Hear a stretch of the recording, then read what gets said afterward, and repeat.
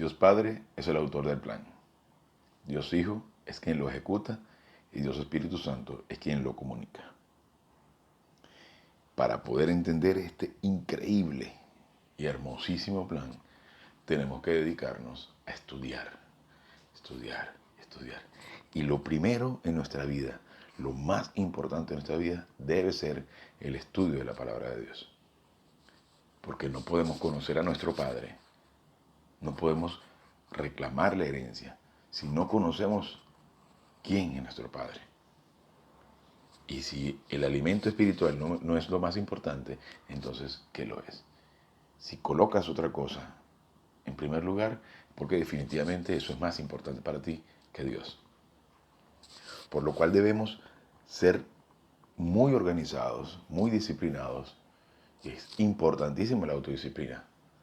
Establecerte un horario para estudiar, para dedicarte al estudio de la palabra de Dios. Porque es lo que va a venir a edificar tu espíritu. Es lo que va a venir a transformar tu vida. Y nos dice la palabra de Dios, vivan en la piedad. Y la palabra piedad se entiende como de una manera muy distorsionada actualmente, porque a través del tiempo en las religiones se ha hecho uso y abuso de la palabra. Y la palabra piedad es eusebeia. Eusebeia significa modo de vida espiritual. Entonces vivan un modo de vida espiritual. ¿Y qué significa eso? Estar arrastrando los pies, darse golpes de pecho, prender velas, hacer penitencia, ponerse de rodillas. No. Vivan un modo de vida espiritual, vivan en la piedad. Significa sean llenos del Espíritu Santo. Pero para poder estar llenos del Espíritu Santo no se requiere hacer nada más allá que descansar en la obra de Cristo en la cruz. Y eso es lo hermoso, que no tenemos protagonismo dentro de la obra, en la obra de Dios, en el plan divino. Estamos aquí para recibir. Y la única forma de recibir es conociendo quién es nuestro Padre. Y procura con diligencia presentarte a Dios aprobado, como obrero que no tiene de qué avergonzarse, que maneja con precisión la palabra de verdad. Pero para eso tenemos que estar llenos del Espíritu Santo. Y lo único que necesitamos hacer es, al igual que la salvación, que no se requiere de obra humana, que no se requiere de mérito humano, es estar llenos del Espíritu Santo. Es simplemente descansar en la increíble, maravillosa y perfecta obra de Cristo en la cruz. Porque ¿qué hay en la cruz? Hay redención, propiciación y pago ilimitado. Y redención es, la palabra redención significa que es la compra de un esclavo. Es la compra del mercado de esclavos. ¿Y con qué nos compra? Con su preciosa sangre. Ahora, no es la sangre física la que compra al esclavo, a nosotros los esclavos. Es la sangre, es la muerte espiritual. Es lo que representa la sangre, es la muerte espiritual. Y luego la propiciación es el pago de una deuda. Es decir, mientras que la redención es hacia el hombre, es decir, sacarnos del mercado de esclavos, sacarnos de la muerte espiritual para tener la bendita oportunidad de estar vivos eternamente con el Padre. La propiciación es hacia Dios, es decir, la satisfacción de la deuda que teníamos con Dios. Y luego el pago ilimitado, bueno, no requiere mucha explicación, es el pago infinito, perfecto y absoluto en la cruz. He aquí mi Hijo muy amado en quien tengo complacencia. Solo Cristo podía complacer el deseo de Dios, la necesidad de Dios por la justicia, la satisfacción de esa deuda, esa afrenta que habíamos cometido en el Padre Adán, en el Padre humano Adán. Por consiguiente, para nosotros poder ser blancos como la nieve, primero hay que creer en Cristo y luego hay que citar nuestro pecado. No existe mérito humano en la salvación ni en la llenura del Espíritu Santo. Cuando lamentablemente se dice que aquí se siente el Espíritu, no es una cuestión de que se sienta, no es una cuestión que dependa de nuestro comportamiento. Y es importante hacer énfasis en esto, para que olvidemos que tenemos un protagonismo más allá que el de recibir. Pero entonces tenemos que entender por qué, cómo. Y a partir de ahí empezamos a crecer. Vamos en camino al crecimiento espiritual a fin de poder reclamar la herencia. Pero para reclamar la herencia hay que ser hijo. Y somos hijos a partir del instante que creemos en Cristo. Y después de eso, en la medida que crecemos, que reconocemos quién es nuestro Padre, que nos damos cuenta que todo depende de Él, por Él y para nosotros como beneficiarios, entonces comenzamos a crecer y comenzamos a reclamar la herencia. Y la herencia puede venir acompañada de un Mercedes-Benz, o una Range Rover, o un apartamento, una cuenta bancaria. Pero eso no es lo que tiene que importarnos. Eso no tiene importancia comparado con la verdadera herencia, que es la prosperidad en el espíritu, la tranquilidad, la paz. Una vez que comprendes lo maravilloso que es el regalo infinito de Cristo en la cruz, comienzas a tener confianza. Y ya las cosas que suceden a tu alrededor dejan de tener importancia. Comienzas a poner tus ojos en la meta. Y comienzas a dejar todas esas adversidades atrás. Y los traumas de niños se te quitan. Y las carencias se te quitan. El deseo de aprobación se te quita. Comienzas a darte cuenta que tu naturaleza de pecado perdió poder. Y la naturaleza de pecado es un monstruo que en la medida que le damos pie, caemos en la tentación y va creciendo, y va creciendo, y va creciendo. Y puede llegar a destruirnos. Pero no dejamos de ser hijos. Pero ¿qué debemos hacer? Caminar en el Espíritu. Y utiliza la palabra caminar porque caminar significa un balance y desbalance constante. Cuando tienes un pie en el aire y vas a colocar el otro, ahí estás en desbalance. Y pones los dos pies y estás teniendo más firmeza. Y ese avance constante es caer y levantarse, caer y levantarse. Entonces, en la medida que caminamos en el Espíritu, vamos avanzando con todo y nuestros tropiezos, con todo lo débiles que podemos ser, pero poniendo las vistas en la meta, que es la ocupación con la persona de Jesucristo. Entonces, unos breves instantes para recordar, como en 1 de Juan 1.9 nos dice, si citamos nuestros pecados, Dios es fiel y justo para perdonar nuestros pecados y purificarnos de todo mal hacer. ¿Y por qué es fiel y justo? Porque Cristo lo pagó todo en la cruz. Y nosotros venimos a cobrar la herencia, a disfrutar de ese maravilloso beneficio que significa descansar en Él. Entonces, unos breves instantes para poder citar nuestros pecados, estar blancos como la nieve, con las manos lavadas, sentados en la mesa de banquete, a disfrutar del alimento espiritual. Gracias Dios Padre por esta oportunidad y este maravilloso privilegio que nos das de poder exponernos al estudio de tu palabra, a fin de que podamos alcanzar la meta, a fin de que podamos poner nuestra vista en el Señor de Señor y Rey de Reyes. Te lo pedimos que vengas a hacer claro este mensaje a fin de que podamos metabolizarlo y llegar a la cima. En el nombre de tu Hijo Jesús. Amén. Bien, y nos dice en 1 de Timoteo 3:16, indiscutiblemente grande es el misterio de la piedad. La palabra misterio, recuerden que les había mencionado, proviene del griego mysterium y era ese lenguaje, ese código de comunicación que existía en una fraternidad. Para poder entender ese código, para poder comunicarse con los otros miembros de esa fraternidad, había que manejar ese código de comunicación, esas contraseñas, ese lenguaje secreto. Pero ¿por qué nos dice misterio entonces? El misterio es justamente que no puede entenderse esa comunicación, ese mensaje, si no se está en esa fraternidad. ¿Qué quiero decir? Nosotros que vivimos en la edad de la iglesia, que tenemos un privilegio impresionante, no nos damos cuenta, no sabemos exactamente por qué, cómo, pero antes, en el Antiguo Testamento, no existía la habitación del Espíritu. Solo algunas personas, exclusivamente Dios le otorgaba el Espíritu y se los retiraba. Los constructores del templo, David, al punto que David dice, Dios, no retires de mí tu Santo Espíritu. En el caso de nosotros, tenemos el privilegio de tener el Espíritu Santo una vez que creemos en Cristo. Entonces, formamos parte de la fraternidad.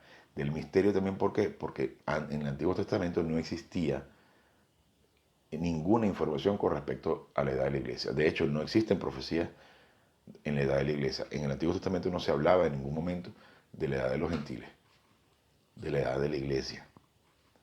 Entonces nosotros tenemos el privilegio de, en la llenura del Espíritu Santo, poder entender el código de comunicación que es el estudio de la palabra de Dios, que es la palabra de Dios. Entonces, vuelvo a leer este versículo en 1 Timoteo 3:16. E indiscutiblemente grande es el misterio de la piedad, o sea, de la vida espiritual. Dios fue manifestado en carne, refiriéndose a la deidad de Jesucristo, a la unión hipostática, para aquellos que dudan o que niegan la deidad de Cristo. Y por eso estamos estudiando este tema de la deidad, de la deidad de Jesucristo, pues, la unión hipostática, justificado en el Espíritu. Y recuerden que cuando en la Biblia consiguen la palabra Espíritu en mayúscula, se está refiriendo al Espíritu Santo, justificado en el Espíritu, visto de los ángeles, fue observado, predicado a los gentiles, es decir, nosotros, los de la edad de la iglesia, porque nosotros éramos vistos como despreciables. Para el pueblo de Israel, todo el que no era judío era mal visto, era despreciado. Pero la obra magnífica, maravillosa y perfecta de Cristo en la cruz nos da la oportunidad de ser iguales que los judíos. Es decir, somos pueblo escogido de Dios en la medida que creemos en Él. Creído en el mundo, recibido arriba en gloria. Entonces, hago énfasis en este tema de la deidad de Jesucristo para que entendamos la magnitud tan infinita que representa el que Dios se haya hecho hombre para morir por nosotros en la cruz. Y dejemos de banalizar el hecho de que Dios se hizo hombre. Lastimosamente, un buen grupo de personas a nivel mundial niegan la deidad de Cristo. Y eso no es más que una manipulación de Satanás. Hay religiones enteras que basan su credo en la negación de la deidad de Cristo. Lo ven como simplemente un mensajero, como un pastor, como un conocedor de la Biblia, pero no lo ven como Dios hecho hombre. Entonces, vamos a seguir con este tema, porque ya venimos 3 clases anteriores hablando sobre el tema de la deidad de Jesucristo. Entonces, quiero que ahondemos un poquito más en esto, aunque no quiero extenderme demasiado sobre la deidad de Jesucristo, porque más adelante la estudiaremos más a profundidad. Entonces, esto es, como les digo siempre, esto no es más que una introducción para crear unas bases sólidas a fin de que podamos construir el edificio en el alma. Para que nuestra alma, que les he mencionado, conciencia de que existimos, voluntad que puede ser positiva y negativa, y los 7 compartimientos. Marco de referencia, centro de memoria, centro de vocabulario, centro de normas y estándar, momentum, sabiduría. Creo que se me pierde uno en este momento. Bien. Las prerrogativas de la deidad se le atribuyen a Cristo. Del Salvador se dice que Él es el creador y preservador de todas las cosas. Estoy leyendo en este momento el libro de Teología Sistemática de Louis Perry Schaeffer. Y se dice teología sistemática porque en las teologías sistemáticas se toman, digamos que estudios de diferentes partes, se compara, se analiza y se enseña. Entonces, del Salvador se dice que Él es el creador y preservador de todas las cosas y que Él tiene autoridad sobre la creación. Él perdona pecados, levanta muertos y ha de juzgar al mundo. A Él se le rinde verdadera adoración y Él la acepta. Los escritores inspirados lo honran como deidad y aquellos que lo conocen mejor lo aman más y le sirven de la mejor manera. Algunas de estas patentes verdades podemos considerarlas de forma amplia. Entonces vemos aquí en número 1, Él es el creador de todas las cosas. Solo introduciremos aquí 3 de los principales pasajes bíblicos sobre este particular y en apoyo de esta declaración. En lo que parece ser una consideración sobre el relato mosaico de la creación, Juan declara positivamente que todas las cosas por él fueron hechas, por el Logos, y negativamente dice, sin él nada de lo que ha sido hecho fue hecho, y universalmente el mundo por él fue hecho. En Juan 1, 3, 10. No se pudiera estructurar una afirmación más concluyente y dogmática. El mismo mundo material en el cual él vivió y se movió fue obra de sus manos. Por la misma significación positiva y universal, el apóstol Pablo, por medio del Espíritu, declara, porque en él fueron creadas todas las cosas, las que hay en los cielos y las que hay en la tierra, visibles e invisibles, sean tronos, sean dominios, sean principados, sean potestades. Todo fue creado por medio de él y para él. En Colosenses 1:16. Ahora, es lamentable que la mayor parte de las veces cuando se asiste a una iglesia, recuerden que la palabra iglesia es eclesía, es un salón de clases, es una asamblea, precisamente porque la iglesia se supone que es un lugar de estudio, está diseñada por Dios para que nosotros nos sentemos a estudiar la palabra de Dios. Ahora, lo lamentable es que las iglesias se han convertido en lugares de circo, lugares de diversión, en lugares donde lo menos que hay es información y lo menos que se habla es de Cristo. En algunas de las iglesias se habla de la adoración a estructuras de yeso, a columnas de yeso, a material creado por Dios que es el yeso, el mármol, la madera, y en otras se rinde culto a cualquier otro tipo de cosas, como el dinero, por ejemplo, cuando un comunicador se dedica a pedir dinero en lugar de enseñar. Entonces, si vas al sitio a conocer a Dios, porque deseas conocer a tu Padre, y resulta que lo único que hacen es pedirte dinero desde que ingresas, entonces definitivamente ese no es tu lugar. Recuerdo perfectamente haber estado en una sala de recuperación de un hospital, en un sitio muy lejos de aquí, donde al estar escuchando una canción, hermosísima canción, levanto mis manos, aunque no tenga fuerzas, y al abrir mis ojos, todos los hombres del salón del hospital, que estaban también en la misma área, los veo también levantando las manos, cantando la misma canción. Es decir, al mismo tiempo todos estábamos escuchando la misma canción en la misma emisora de radio. Me pareció curioso, pero me avergonzó, porque dije, Dios mío, tú debes ser mucho más allá que simplemente levantar tus manos, que levantar mis manos y cantar una canción. Si yo me siento estúpido solo haciendo esto, no creo que tú lo veas esto con satisfacción. Señor, te quiero conocer. Deseo conocerte, porque tú debes ser mucho más grande que todo esto. Tú no puedes ser un Dios que solo se complace con que levante mis manos y cante una canción, por más hermosa que sea la canción. Y no hay nada de malo en cantar. Lo importante es saber que estás cantando. Lo importante es saber a quién le estás cantando. Y que cada una de las palabras que estás diciendo tengas el conocimiento de saber por qué estás pronunciando. Y dejar de utilizar, de banalizar a Dios. Entonces, si en algún momento de tu vida dijiste, Dios, quiero conocerte, deseo profundizar en tu conocimiento, definitivamente estás en el lugar correcto.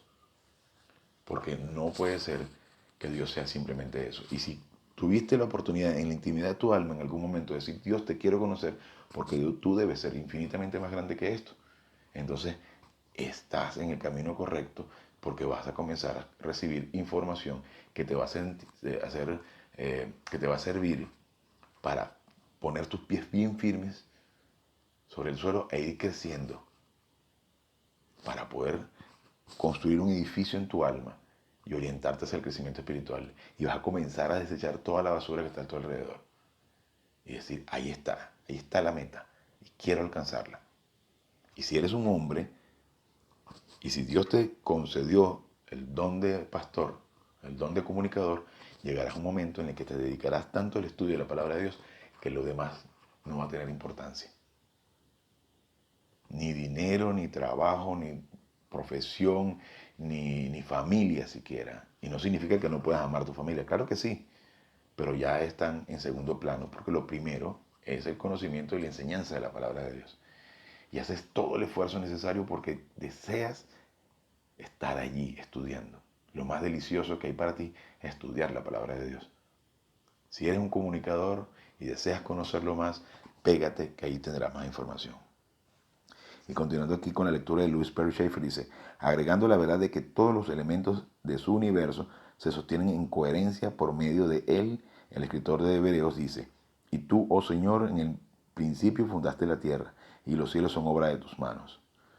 Lo dice en 1.10. Por tanto, si crear todas las cosas como originador de ellas y ser el objeto de ellas como propietario es señal de deidad, el Señor Jesucristo es Dios en el sentido absoluto de la palabra.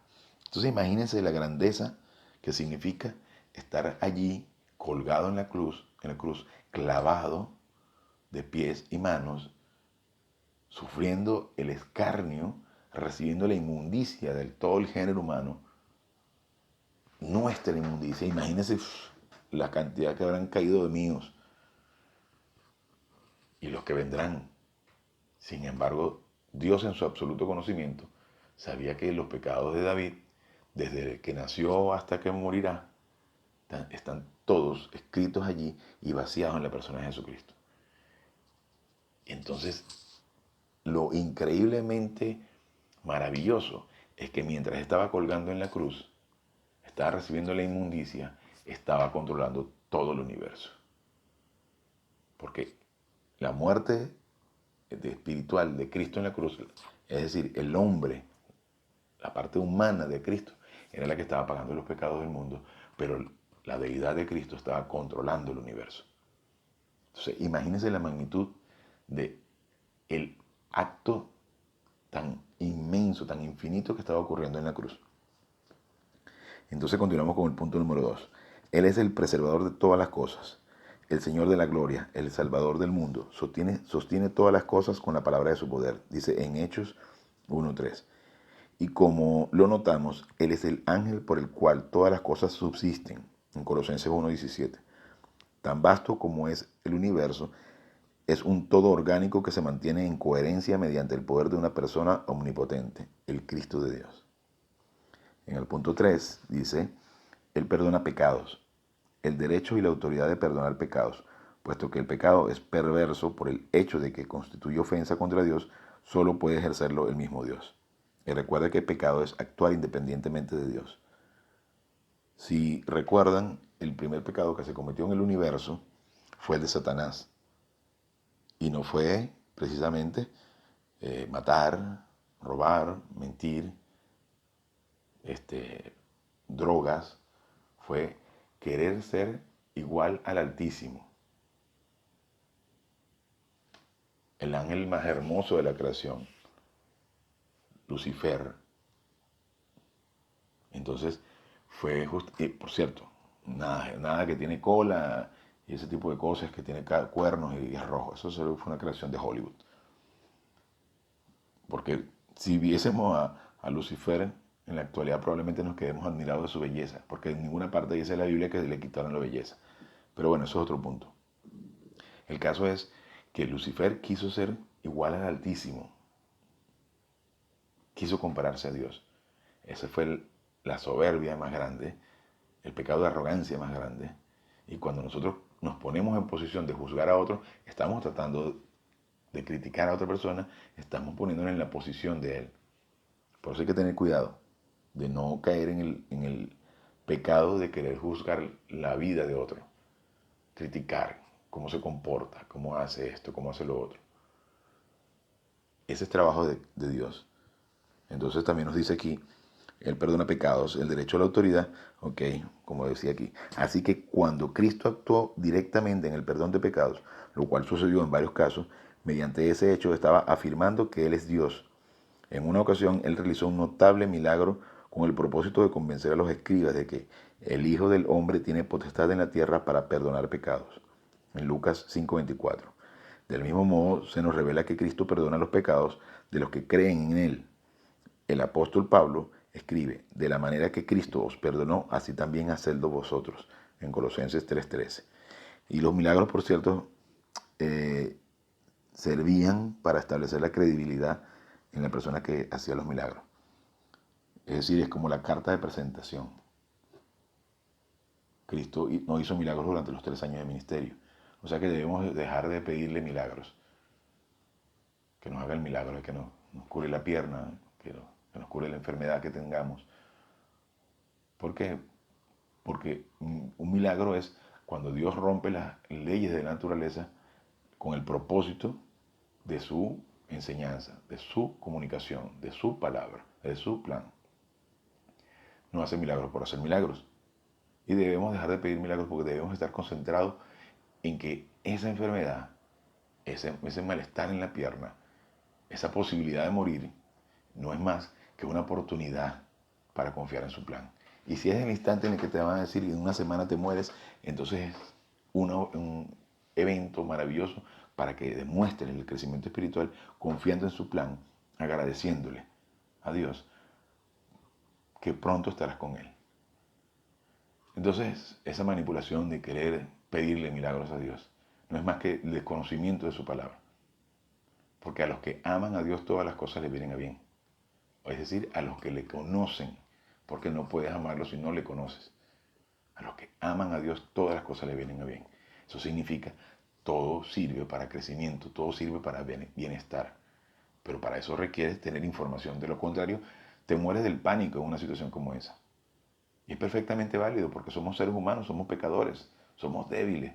La naturaleza de pecado es poderosa, pero le podemos quitar el poder en la medida que nosotros nos informamos, llenamos nuestra alma de información espiritual, de la palabra de Dios, y construimos un edificio sólido. Y le decimos, ¿sabes qué?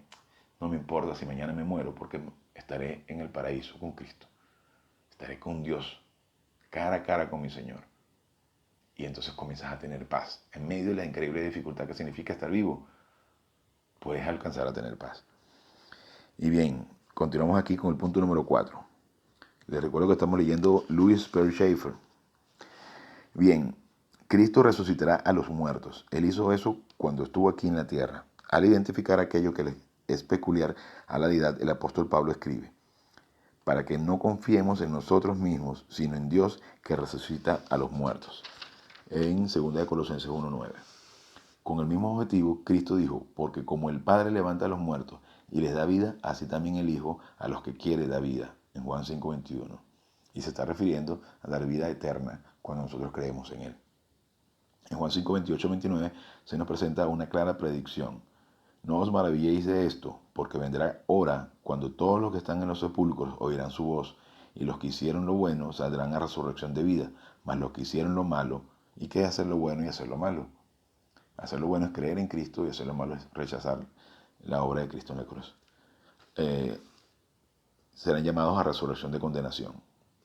Tan cierto en realidad es el hecho de que Cristo tiene el poder de levantar a los muertos, que Él dijo de sí mismo, yo soy la resurrección y la vida, en Juan 11:25. En el punto 5, Cristo repartirá las recompensas a los santos. Aunque los santos están libres de toda clase de juicio, en Romanos 8:1 dice, por lo cual estoy seguro que ninguna condenación hay para los que están en Cristo Jesús. Pero en muchas versiones, de hecho, muchas ya corregidas, en la segunda parte de Romanos 8:1 dice, más los que no andan conforme a la carne, sino conforme al Espíritu. Ya eso inmediatamente es una contradicción. En una buena parte de las traducciones más recientes, ya esa segunda parte se lo eliminan, porque efectivamente se ha comprobado que esa parte no existe en los manuscritos más confiables. Es decir, ninguna condenación hay para los que están en Cristo Jesús. Si dice ninguna, no puede decir que los que no andan conforme a la carne, sino conforme al Espíritu. Es decir, si cometes algún pecado, entonces puede ser condenado. ¿Eso qué significa? Probablemente el traductor quiso agregarle una porción porque le parecía como asombroso que no existiese ningún tipo de condenación. Por eso hay que tener cuidado también y leer con más objetividad. Entonces vuelvo a leer esta parte. Aunque los santos están libres de toda clase de juicio que pudiera corresponderles por causa del pecado, por cuanto Cristo llevó sobre sí los pecados de ellos, Los redimidos de esta edad, sin embargo, tendrán que aparecer todos ante el tribunal de Cristo, y allí recibirán la aprobación o la desaprobación de él con respecto al servicio que le prestaron en el mundo, en 2 Corintios 5:10. ¿Qué sucede? El beuma, que es el estrado de evaluación, era el lugar en el que el César otorgaba condecoraciones a los soldados luego de finalizar una batalla.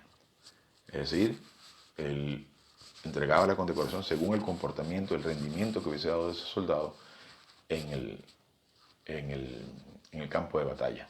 Y estamos en un campo de batalla. Entonces, ¿qué sucede? Siempre había un alto militar, alto rango militar, que luego de recibir la condecoración, que podría ser un terreno, grandes porciones de terreno, o riqueza, o dinero, o lo que fuese, que se le otorgara, ese alto, luego que César condecoraba, llegaba el alto mando militar, el alto jerarca militar, y le decía en el oído una expresión, que no la voy a mencionar en este momento, pero era algo como insultándolo, como decirle, eres una basura, no te lo creas. ¿Qué sucede? Nosotros no podemos caer en el error de que nos sentimos exitosos porque logramos enfrentar una situación X y descansamos en el plan de Dios y decir con esto ya hemos logrado la cima y descuidarnos. Debemos mantenernos firmes con la vista puesta en la meta para que la siguiente vez nosotros podamos tener la capacidad de volver, de no bajar la guardia, de continuar la batalla. Entonces, en el estrado de evaluación recibiremos las condecoraciones según el crecimiento espiritual que desempeñemos, o según nuestro desempeño aquí en la tierra. Serán recibidas condecoraciones en la medida que nosotros, aquí en el campo de batalla, podamos aplicar doctrina, podamos vivir con los recursos divinos. Ok. El número 6 dice, el juicio contra este mundo no se le ha encomendado, el juicio contra este mundo se le ha encomendado a Cristo. El mismo Señor dijo, porque el Padre a nadie juzga, sino que a todo el juicio dio al Hijo, en Juan 5:22. Teniendo esta verdad en mente, debemos notar que los muertos, pequeños y grandes, tendrán que aparecer ante el trono de Dios para ser juzgados por Él. En Apocalipsis 20:12 nos dice eso. Esto quiere decir que a Cristo se le identifica con Dios y se le declara Dios. En el punto 7 nos dice, la adoración que solo le corresponde a Dios se le rinda con entera libertad a Cristo. A Dios se le adora primariamente por el hecho de que Él es el Creador. El salmista dice, venid, adoremos y postrémonos, arrodillémonos delante de Jehová nuestro Hacedor. En Salmo 95:6. Igualmente Cristo declaró, venga tu reino, hágase tu voluntad, como en el cielo, así también en la tierra, en Mateo 6:10. Ningún hombre, ni siquiera un apóstol, sería capaz de soportar que lo adoraran. Entonces pueden revisar en Hechos 10:25 al 26, Hechos 14:8 al 15. Ni ningún ángel santo acepta la adoración que solo a Dios corresponde. Y lo pueden revisar en Apocalipsis 22:8 y 9. Sin embargo, Cristo dijo, para que todos honren al Hijo como honran al Padre. El que no honra al Hijo no honra al Padre que le envió. Juan 5:23. El sentido en el cual debe ser honrado puede determinarse según la manera en la que escritores sagrados lo honran. Cuando Él ascendió al cielo, ellos lo adoraron. Lucas 24:52. A los primitivos cristianos se les conocía como los que invocaban el nombre de Cristo. En Hechos 9:14, que lo pueden comparar con 22:16, Romanos 10:13, Primera de Corintios 1:2. Para aquellos que están completamente familiarizados con el texto del Nuevo Testamento, no es necesario señalar que, así como Cristo fue adorado antes de la encarnación, en Isaías 6:3, asimismo, y aún con más insistencia, se le presenta como objeto de la adoración después de su encarnación. Como consecuencia de esta verdad, no es un rasgo despreciable el hecho de que ahora toda oración se hace en el nombre de Cristo. En Juan 14:13-14. Tampoco debe parecernos extraño el hecho de que aquellos que lo conocieron mejor fueron los que más impelidos se sintieron a adorarlo. Él mismo ha probado ser el objeto más satisfactorio de adoración para todos los santos de todas las edades, tanto las pasadas como las presentes. De hecho, Job dijo, yo sé que mi Redentor vive. porque sabía que Cristo, que en ese entonces no se conocía como Cristo, Cristo ya existía desde la eternidad pasada, refiriéndose al Redentor, o sea, el que compraba, el que pagaba el precio. ¿Cuán completa es entonces la evidencia que establece la real divinidad de Cristo? Hemos demostrado que Él existió desde la eternidad en forma de Dios, que a Él se le dan los títulos que le corresponden a la deidad, que los atributos de la deidad se le aplican a Él y que Él funciona en todas las prerrogativas de la deidad. Él es creador y preservador del universo, perdonador de pecados, el que levanta a los muertos, el que administra vida eterna y eterna recompensa, el que juzga al mundo y el que recibe la adoración de ángeles y hombres. Nada se declara del Padre o del Espíritu que no se declare del Hijo. Discutir este cuerpo de evidencias es rechazar toda la prueba, y ese sendero es el que lleva lógicamente el rechazamiento de Dios y el ateísmo. Porque precisamente por el desconocimiento. Podrás hablar muchísimo de Dios. ¿Crees en Dios? Sí, yo creo en Dios. Y con eso considerar que ya eres salvo. Si no crees en Cristo, estás muerto espiritualmente. Y no hay forma alguna que entiendas nada de esto. Aunque digas creer en Dios, pero no crees en Cristo. O crees que simplemente fue un mensajero, un profesor, un maestro, un elevado. Como algunas sectas que dicen que él fue un iluminado y lo quieren comparar con el conde Saint Germain, o Buda, o Mahoma. No, no, no. Nada de eso. Entonces, vamos a ver, continuar aquí. Entonces, ¿el Señor Jesucristo es Dios en el más absoluto sentido de la palabra o no lo es de ninguna manera? Bueno, esa es la continuación del texto anterior. No se conoce una síntesis más sucinta sobre la evidencia de que Cristo es Dios que la de Samuel Green. Vamos a leer este fragmento de Samuel Green. Entonces, en las Sagradas Escrituras aprendemos con respecto a Cristo que su nombre es Jehová, el Señor de los ejércitos, el Señor Dios, el Señor de la gloria, el Señor de todos. Él es el verdadero Dios, el gran Dios y Dios sobre todas las cosas.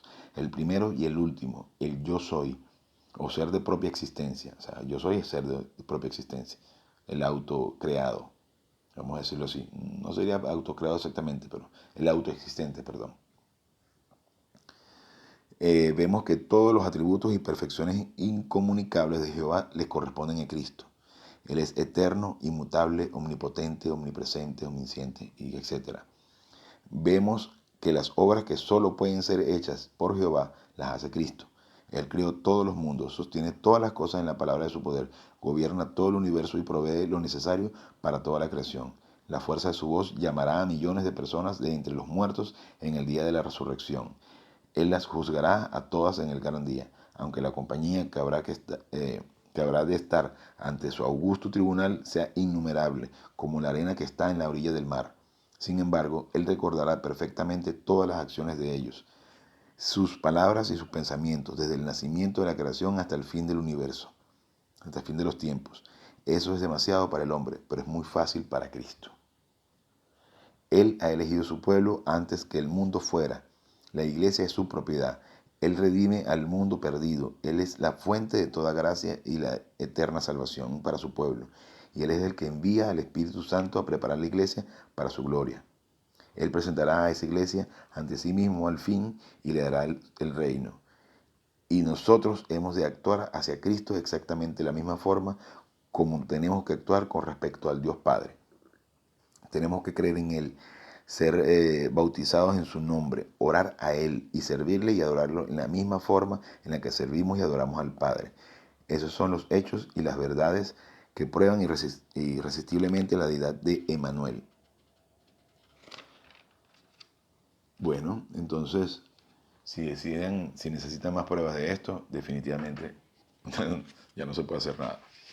Porque es ampliamente demostrado en la palabra de Dios la cantidad de evidencia que tenemos para confirmar la deidad de Cristo.